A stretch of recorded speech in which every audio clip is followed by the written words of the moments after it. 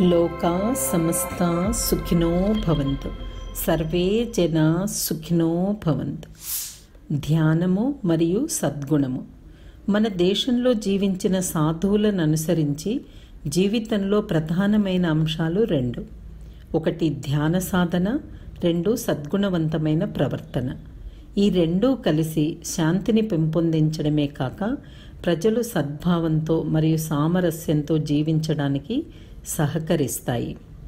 3 సద్గుణాలు: 1 నీతి నియమము, 2 విధి నిర్వహణ, 3 దాతృత్వము. ఆలోచనలు, మాటలు మరియు పనులు వ్యక్తి యొక్క సహజావసరాలను గురించి శ్రద్ధ తీసుకుంటూ సౌఖ్యంగా జీవించడంలో సహకరిస్తాయి.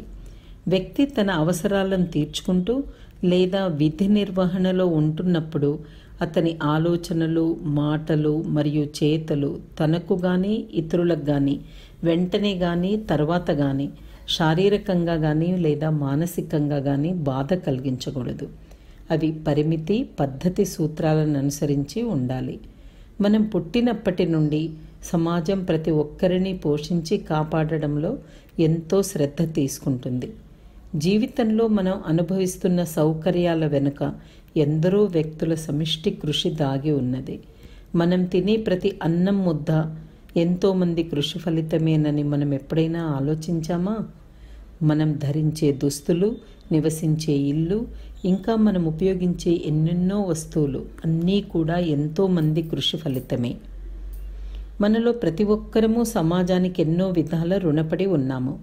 కాబట్టి మన శారీరక మానసిక ప్రయత్నం ద్వారా ఆ రుణం తీర్చుకోవడం మన విద్యుక్త ధర్మము.